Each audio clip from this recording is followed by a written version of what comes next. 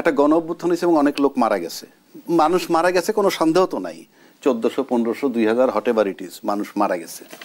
এখন এটা ইউএন রিপোর্টেও তাই আসছে, কতজন মারা গেছে, 1400 মারা গেছে।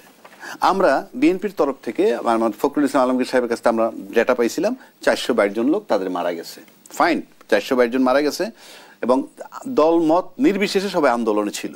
এখন আসেন আপনি সিম্পল এই জিনিসটাও চিন্তা করেন, 422টা জন মারা গেলে 422টা পরিবারের মায়ের কোল খালি হয়েছে, সেক্ষেত্রে তো আমার একটা জেদ কাজ করা দরকার যে বিচারটা খুব জরুরি দরকার, বিচারটার প্রতি গুরুত্ব দেওয়া দরকার। আচ্ছা, আর অভ্যুত্থানের কৃতিত্ব যারা চাচ্ছে তারা ছাত্ররা বলতে তারাই সমন্বয়ক বা যারা আছে। আমি এখানে একটা জিনিস সিম্পল বলতে পারি, আন্দোলন কাকে বলে সেই জায়গাটা আগে যাইতে হবে, সেই আন্দোলনটা কিভাবে আমরা নিছি। আন্দোলন যদি এই হয় যে আমরা আন্দোলন করতেছি, মাঠে নামছি, নামার পর এসে রিপোর্ট করলো যে গুলি মারছে এবং সাউন্ড গ্রেনেড হয়েছে প্রচণ্ড, আমরা চলে আসছি, এটা গেল একটা আন্দোলনের রূপ। আরেকটা আন্দোলন, ছাত্ররা যখন 36 তারিখে আন্দোলন করে 36শে জুলাই পর্যন্ত, তখন পুলিশের ভার্সনটা স্বরাষ্ট্রমন্ত্রীকে বলে মারিয়াডা মরেয়াডা বাকিডি সরে না। আপনার দুইটা জিনিস পার্থক্যটা আপনাকে বুঝতে হবে, একটা হলো সাউন্ড গ্রেনেড এবং গুলি আমরা চলে আসছি, আর একটা হলো কি মারিয়াডা মরেয়াডা বাকিডি সরে না। তার মানে কি ফার্ম ডিটারমিনেশন, তারা জীবন দেওয়ার জন্য প্রস্তুত ছিল, সেই রাইট হোক রং হোক। তারপরে যদি আসেন যে এখন আসেন কৃতিত্ব দাবিদার কার, ঠিক এই মুহূর্তে কল্পনা করেন হাইপোথিসিস, শেখ হাসিনা যদি ক্ষমতা আসে এই মুহূর্তে, আবার আওয়ামী লীগ, এটা কিন্তু কাল্পনিক, আসলে বিপদগ্রস্ত হবে কারা, কোন লোকগুলো বিপদগ্রস্ত হবে আপনি আমি সবাই বুঝি। সংস্কারের গুরুত্ব কম কিন্তু নির্বাচনের গুরুত্ব বেশি, তখন এটা নিশ্চয়ই একটা কোশ্চেন মার্ক আমার কাছে আসে। এইবার আসেন জনগণ, জনগণটা কি, উনি জনগণ, আমি জনগণ, আপনি জনগণ, বাংলাদেশের 18 কোটি লোক কিন্তু জনগণ। এই 18 কোটি লোকের জনগণের মধ্য থেকে আবার কিছু জনগণ বিভিন্ন দলে সম্পৃক্ত। এখন বাংলাদেশে যদি আমরা দেখি একটা দলের সর্বোচ্চ সাপোর্টার 35% আমরা পাই, তাই না, 35% পাই, তাহলে কি হইল 35% ভোট যদি ধরি, আবার 35% জনসংখ্যাও যদি ধরি, তাইলে সবচেয়ে বড় দল যে দুটি আছে তারা বলতে পারে, যখন কোনো বক্তব্য তখন বলতে হবেই যে আমাদের এটা বক্তব্য আমাদের দলের যে জনগণ সেই দলের জনগণের পক্ষে, তার মানে 35% লোকের পক্ষে আপনার বক্তব্য, বাকি 65% কিন্তু আপনার না। কাজে জনগণ শব্দটা ব্যবহার করতে হলে রাজনৈতিক দলের বলতে হবে এইভাবে যে আমরা আমার এই দলের সাথে যে জনগণ সম্পৃক্ত তাদের পক্ষে বলছি। আপনি সব জনগণ নেন কেন, আপনার যে পরিমাণ জনসংখ্যা জনগণ আপনার পক্ষে আছে তারা আপনার, বাকিরা তো আপনার নয়। কাজে জনগণ ভেগ টার্ম এটা ব্যবহার করতে পারবেন না, করা উচিত না, মানুষকে বিভ্রান্ত করা হয় যে জনগণ একটা ভেগ টার্ম। আমার দলের জনগণ যার 5% ভোট, তা ভোট সূত্র ধরে যদি মোট জনসংখ্যার 5% নেই, আপনি বলবেন আমার দলের যারা সম্পৃক্ত দলের সাথে জনগণ তাদের পক্ষে বলছি। আপনি একটা কথা বলে বলবেন জনগণের পক্ষে, মানে 18 কোটি লোকে বলছে, নো, জাস্ট আপনার দলের। সুতরাং যে যে স্ট্যান্ডটা নিবেন সেটা তার দলের, এগুলা যোগফল হিসাব কইরা সরকার সিদ্ধান্ত নিবে জনগণ বলতে কি বোঝায়, কার পক্ষে কতটা জনগণ। এই একটা জিনিস। আর একটা জিনিস আমি লক্ষ্য করে দেখলাম, আমরা অতীতেও করছি আসন বন্টন। আসন বন্টন মানে কি, কার দেশ কে বন্টন করে, অতীতেও তাই হয়েছে। যেমন ধরেন উনি একটা দলের আমি একটা দলের, দুইজনে মিলে গেলাম, কি তোমার সিটে ভাই আমি আমার দল ক্যান্ডিডেট দিব না, আমার লোকও তোমাকে ভোট দিবে, তাহলে হইল এটা গণতন্ত্র। আমার লোক তার লোকেরে ভোট দিবে, এটা গণতন্ত্র। প্রত্যেকের ইন্ডিভিজুয়াল নির্বাচন করতে হবে, জোট ফোট পরে কে কার সাথে সম্পৃক্ত হবে। আমরা দেখতে চাই সুষ্ঠু অবাধ নির্বাচনটা কিভাবে হয়। আপনার এলাকায় আপনি দাঁড়াবেন, সেখানে আমার সমর্থন আমার প্রার্থী না দিয়ে বলবো আমার লোক আপনাকে ভোট দিবে, তারপরে পাশ করে আসবেন, তাহলে আমার লোকগুলা তো স্বাধীনতা নাই। যেটা দলে জোটে হয়, প্রার্থী দিল না, বললো যে এখানে অমুক দলের প্রার্থী, আমার প্রার্থী দিব না, আমার দলে তোমাকে ভোট দিবে। তার মানে কি হলো, তাহলে তো আমার যে ভোটারটা সেই ভোটারটা তো ইনফ্লুয়েন্সড, তাকে আমি ফোর্স করছি। কোথায় গণতন্ত্র? এগুলা চেঞ্জ হইতে হবে এবং এটার জন্য যে সংস্কার দরকার, আমূল পরিবর্তন দরকার এবং চেঞ্জ হবে। বাংলাদেশ এখন সেই আগের জায়গায় নাই, আমি আপনাকে মনে বলিয়ে দিচ্ছি।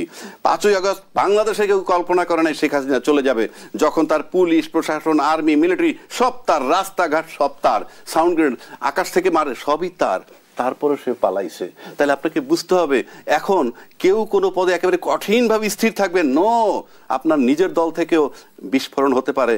তরুণ সমাজ, নবীন সমাজ তাদেরকে আপনাদের জাগ্রত হইতেছে এবং সেদিকে আপনাদের খেয়াল রাখতে হবে। অ্যাডভোকেট আবু হেনা রাজ্জাককে বেশ কিছুদিন ধরে ছাত্রদের নতুন রাজনৈতিক দল নিয়ে আলোচনা যেমন হচ্ছে তেমন সমালোচনাও হচ্ছে। গুঞ্জন রয়েছে উপদেষ্টা রাহিদ ইসলাম পদত্যাগ করবেন মঙ্গলবার এবং দল ঘোষণা হবে এই সপ্তাহেই। শোনা যাচ্ছে সেনাবাহিনীর সাবেক কর্মকর্তারাও যোগ দিচ্ছেন ছাত্রদের নতুন রাজনৈতিক দলে এবং ছাত্ররা যেমনটি দাবি করছে নতুন রাজনৈতিক দল নেতা নির্ভর নয়, হতে যাচ্ছে নীতি নির্ভর। আত্মপ্রকাশের অপেক্ষায় থাকা ছাত্রদের নতুন ধারার দল নিয়ে কি প্রত্যাশা রাখছেন? দেখেন, আমি একটা নিরপেক্ষ লোক হিসাবে যদি বলি, নতুন দল হতেই পারে, কিন্তু অন্য যারা রাজনৈতিক দল যারা আছেন তারা হয়তো বলবেন নতুন দল হতে পারে, কিন্তু অ্যালাউ করব না। আমি কেন করব না? বাজারটা আমার, এখানে আমার প্রোডাক্টটা বাজারজাত করে ফেলছি, সেখানে আরেকজনের প্রোডাক্ট নিয়ে আসবে, তাহলে তো আমার ক্ষতি হবে ন্যাচারালি। আর 2 নম্বর হলো এই যে নতুন রাজনীতি, ইদানিং আমরা একটা শব্দ শুনতেছি কিংস পার্টি কিন্তু এখন পর্যন্ত আত্মপ্রকাশ করেনি। ইনফ্যাক্ট কোনো দলের নাম আমরা পেয়েছি? আমরা কিন্তু কোনো দলের নাম পাই নাই। বাংলাদেশে কিন্তু কিংস পার্টি বলতে কি বোঝায় সেই সংজ্ঞাটা আগে যেতে হবে। কিংস পার্টি বলতে বোঝায় ওইটা যিনি ক্ষমতায় থেকে একটা দল করবেন এবং সেই দলটার প্রধান হবেন যারা ক্ষমতা আছেন তাদের ভিতরে যে প্রধান, অতীতে যেগুলো কিংস পার্টি যেভাবে হয়েছে। সুতরাং এখানে এখন পর্যন্ত কোনো পার্টিই হয় নাই, এখন পর্যন্ত নাম হয় নাই, নিবন্ধন হয় নাই।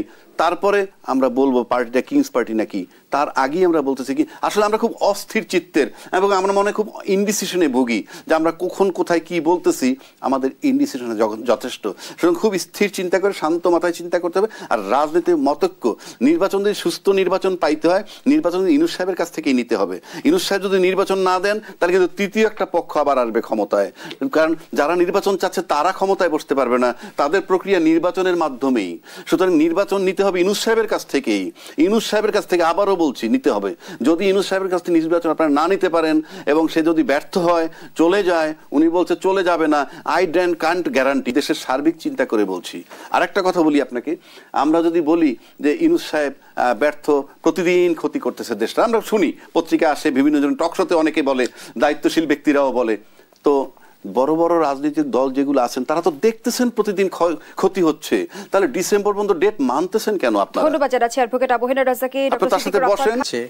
উনি কিন্তু মোদির সাথে কথা বলতে গিয়ে যখন মোদিকে প্রশ্ন করা হয়েছিল রেজিম চেঞ্জের ব্যাপারে যে তাদের ডিপ স্টেট সেখানে ভূমিকা রেখেছিল, তিনি কিন্তু একেবারে দ্ব্যর্থহীনভাবেই বলেছিলেন যে এটা এখানে কোনো ভূমিকা ছিল না। এখন তিনি আবার বলছেন $29 মিলিয়ন কোথায় দিয়েছেন, কাদেরকে দিয়েছিলেন, উগ্র বামপন্থীদের দিয়েছিলেন। এখন এটার ব্যাখ্যা উনি দিতে পারবেন। এবং যুক্তরাষ্ট্রের ডোনাল্ড ট্রাম্প, তিনি, আমি তাকে প্রতি শ্রদ্ধা রেখেই বলছি যে অনেক সময় অনেক কথা তিনি বলেন এবং সেই কথাগুলো নিয়ে এখন রাজনীতির মাঠে আমাদের দেশেও আলোচনা হচ্ছে, এগুলো আরও চুলচেরা বিশ্লেষণ সেগুলো হবে, হওয়ার পরিপ্রেক্ষিতে হয়তো দিবেন। আমি যে প্রসঙ্গটি আপনি একটু আগে উনি বলছিলেন যে বাংলাদেশের রাজনীতিতে যে এখন আমরা যে পরিস্থিতির মধ্যে আছি, ডোনাল্ড ট্রাম্পের এই বক্তব্যের চেয়ে আমাদের অভ্যন্তরীণ রাজনীতিতে যে বিষয়গুলো চলছে সেইগুলো এখন খুব গুরুত্বপূর্ণ। আপনি একটা নতুন রাজনৈতিক দলের কথা বলেছেন, সেই রাজনৈতিক দল সামনের দিকে আমাদের আসবে এবং এই সপ্তাহেই আমরা এই রাজনৈতিক দলের আত্মপ্রকাশ দেখব। আমি মনে করি যে গণতান্ত্রিক ব্যবস্থায় এই ধরনের রাজনৈতিক দলের আত্মপ্রকাশকে সকলকে ওয়েলকাম করা দরকার এবং সেই রাজনৈতিক দল আসবে, তাদের কর্মসূচি নিয়ে জনগণের কাছে যাবে, জনগণ কিভাবে তাদেরকে গ্রহণ করবেন, মানুষ তাদেরকে কিভাবে গ্রহণ করেন। রাজনৈতিক দলে বাংলাদেশে কিন্তু মেরুকরণ হয়ে আছে, সেই মেরুকরণ থেকে আপনি একটা রাজনৈতিক দল, এই নতুন পরিস্থিতি কিন্তু একাধিক রাজনৈতিক দল আত্মপ্রকাশ করছে, কিন্তু আমরা যেটার জন্য অপেক্ষা করছি সেই রাজনৈতিক দল আর অন্য অনেকগুলো পরশুদিনও একটা রাজনৈতিক দলের আত্মপ্রকাশ হয়েছে বাংলাদেশে, তো এক না, এটা একটু ভিন্ন। এবং মানুষের রাজনৈতিক অঙ্গনের যারা রাজনীতির সাথে যুক্ত আছেন তাদের যেরকম কৌতূহল আছে, আগ্রহ আছে যে শেষ পর্যন্ত কি হতে যাচ্ছে, কিভাবে সেই রাজনৈতিক দল গঠিত হচ্ছেন, নেতৃত্বে কারা থাকছেন, সেইগুলো নিয়ে যেমন প্রশ্ন আছে, আমাদেরও আগ্রহ আছে। আমরা এই বাংলাদেশে 54 বছরে অনেক রাজনৈতিক দলের মানে কি বলি যে আবির্ভাব দেখেছি, অনেক রাজনৈতিক দল গঠন হয়েছে রাজনীতির মাঠে, এমন সব ব্যক্তিদের দ্বারা রাজনৈতিক দল গঠিত হয়েছে, কিন্তু শেষ পর্যন্ত কিন্তু অনেক রাজনৈতিক দলকেই শেষ পর্যন্ত রাজনীতির মাঠে মানে টিকে থাকতে আমরা দেখিনি। আমরা এইরকম চাই না। যারা এখন এই অভ্যুত্থানে যারা নেতৃত্ব দিয়েছেন, তারা রাজনৈতিক দল যেটা গঠন করেছেন, সেই রাজনৈতিক দল তারা বলছেন নেতা নির্ভর না, কিন্তু নেতা যে বাংলাদেশের ট্রেডিশনে গুরুত্বপূর্ণ এই দল গঠন প্রক্রিয়াতে কিন্তু আমরা সেটা দেখেছি। তাদের একেবারে বাইরে আছেন এরকমটা না। এখন ঘটনাটা হচ্ছে যে এই যে তরুণ প্রজন্ম যারা আমাদেরকে এত বড় একটা পরিবর্তন আমাদেরকে উপহার দিয়েছেন নেতৃত্বের চালকের আসনে বসে, সেই নেতৃত্বের কাছ থেকে মানুষ হয়তো গতানুগতিক রাজনীতি প্রত্যাশা করবে না, কিন্তু যদি গতানুগতিক রাজনীতি তাদের মধ্যেও থাকে এবং ক্ষমতাকেন্দ্রিক রাজনীতিটাকেই যদি মূল উপজীব্য করেন, তাহলে কিন্তু ওই একই বিবেচনা থাকবে। তো আমরা প্রত্যাশা করি যারা আমাদেরকে আশা দেখাচ্ছেন তাদের এই ঘোষণাপত্র রাজনৈতিক দলের যেটি আসবে এবং রাজনৈতিক দলের যেগুলো আসবে তার মধ্য দিয়েই আমরা